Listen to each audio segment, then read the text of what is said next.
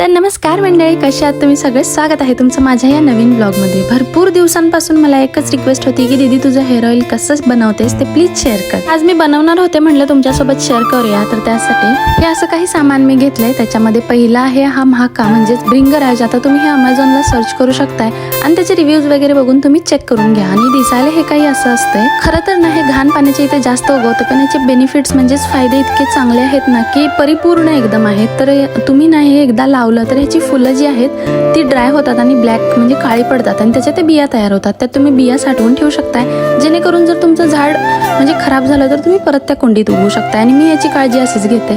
त्याच्यानंतर ना ही ब्राह्मी आणि कोरफड घेतले मी इकडं। आता जास्वंदाची फुलं नव्हती त्यामुळे आपण पानं पण घेऊ शकतो, असं काही नाही। फुलांच्यात आणि पानांच्यात सेमच असतात गुणधर्म। आणि हे जे ब्राह्मीचं प्लांट आहे ते पण मी अमेझॉनवरूनच सर्च केलेलं, त्याचे रिव्ह्यूज वगैरे चेक करून ऑर्डर केलं। हे पण असंच आहे, तुम्ही जमिनीवर जरी लावलं किंवा कुंडीत जरी लावलं तरी ते पसरतं इझिली, म्हणजे त्याची ग्रोथ एकदम इझिली होऊन जाते। आणि ॲलोवेरा जे आहेत छोटे छोटे आहेत म्हणून मी 3 घेतलेत, कारण मला 1 किलो तेलासाठी बनवायचं होतं। तुम्ही मोठे असतील तर 2 किंवा एकदमच जास्त मोठं असेल तर 1 पण घेऊ शकताय। आणि त्यानंतर ना आता इथं आपण घेणार आहे कलोंजी, ड्राय आवळा आणि मेथी। तुमच्याजवळ ना ओला आवळा असेल म्हणजे फ्रेश आवळा असेल तर काही प्रॉब्लेमच नाही, पण माझ्याजवळ नव्हता त्याच्यामुळे मी हा मेहंदीत शक्यतो जास्त वापरते ड्राय आवळा, म्हणून तो घेतला।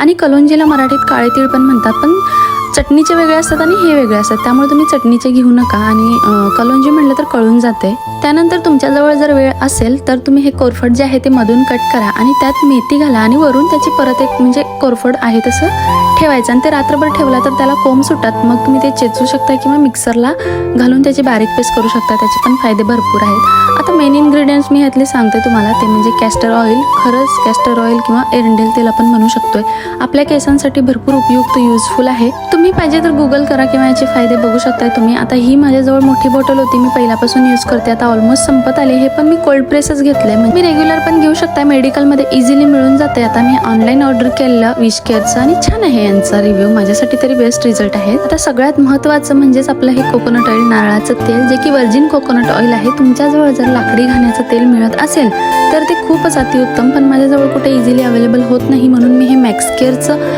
अमेझॉनवरून ऑर्डर केलं आहे आणि हे पण एकदम छान आहे। तुम्ही फक्त जर हे तेल तुम्हाला बनवायला वेळ नसेल तर तुम्ही फक्त हे रेग्युलर ऑइल जरी वापरलं ना तरी यातून पण खूप फरक पडतोय। मी ऑब्झर्व केल्यात माझ्या केसांमध्ये। जी किंमत ही 900 रुपये आहे अमेझॉनवर, आता बाकीकडे कसं आहे माहीत नाही, पण मला मात्र 900 रुपयाला मिळाला। आणि आय थिंक ही माझी 3री काहीतरी बॅच आहे या तेलाची, त्यामुळे तुम्ही एकदा नक्की ट्राय करा।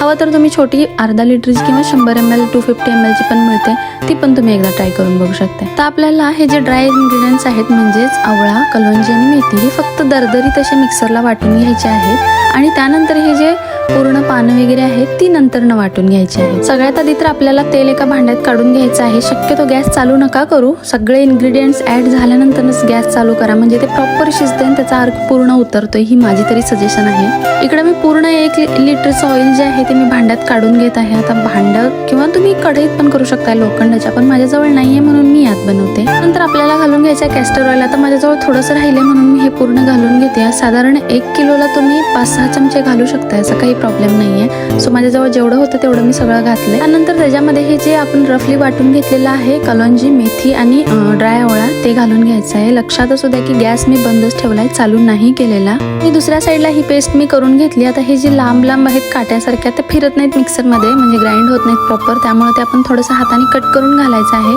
आणि मग हे सगळं मिक्स झाल्यानंतर कोरफडचे मात्र छोटे छोटे स्लाइस किंवा पीस करून तुम्ही टाका, कारण एवढं मोठं जर ते तुम्ही टाकला तर थोडंसं फिरायला अवघड जाईल त्याच्यामुळे। आणि तुम्ही बघू शकता अशी काही पेस्ट तयार झाली आहे। एकदम फाईन पेस्ट पण नाही करायची, थोडीशी रफलीच ठेवायची, म्हणजे ते गाळायला आपल्याला इझी जातं स्ट्रेन करायला त्याच्यामुळं। आणि आता ही पेस्ट पण आपल्याला या तेलात ऍड करायची आहे। तशी तर ही पेस्ट खूपच कमी झाली, पण असू दे, आता मला इमर्जन्सी होती तेलाची त्याच्यामुळे मी बनवले। त्यानंतर मिक्स करायचं सगळं आणि एकदम लो फ्लेम ठेवायची गॅसची, जेणेकरून त्याचा पूर्ण अर्क उतरला पाहिजे आणि हळूहळू तेल शिजलं पाहिजे। जर तुम्ही मोठं ठेवला तर ते जळण्याची शक्यता असू शकते त्याच्यामुळे। आणि जेव्हा हे बबल्स कमी होतात ना, म्हणजे ऑलमोस्ट जेव्हा ह्याच्यापेक्षा थोडेसे तुम्हाला कमी दिसायला लागले तर तुम्ही गॅस बंद करा, कारण तुम्ही पूर्ण पण कमी व्हायची वाट बघू नका, तेव्हा मात्र तेल मग जळू शकते। आणि या स्टेजला मी गॅस बंद करते, कारण कुकिंग प्रोसेस ती अजिबात थांबत नाही। तेल गरम असल्यामुळे ती थोडा वेळ कंटिन्यू राहते, त्याच्यामुळे काही प्रॉब्लेम नाही होत। आणि तुम्ही बघू शकता इकडे थंड झाल्यावर आपलं तेल कसं दिसतं, या तेलाचा कलर कसा आलाय। माझी तर एक रिक्वेस्ट आहे तुम्हाला की आधी तुम्ही छोटीशी बॅच बनवा, पॅच टेस्ट करा, मगच तुम्हाला सूट झाला असेल तर तुम्ही परत एकदा बनवू शकताय। माझा रिझल्ट या तेलासोबत बेस्ट आहे, तुम्ही पण एकदा घरी नक्की ट्राय करा। व्हिडिओ जर आवडला असेल तर लाईक करा, शेअर करा, सबस्क्राईब करायला विसरू नका। हे तेल एकदा नक्की घरी बनवा आणि मला रिझल्ट मात्र कमेंट्समध्ये येऊन नक्की सांगा.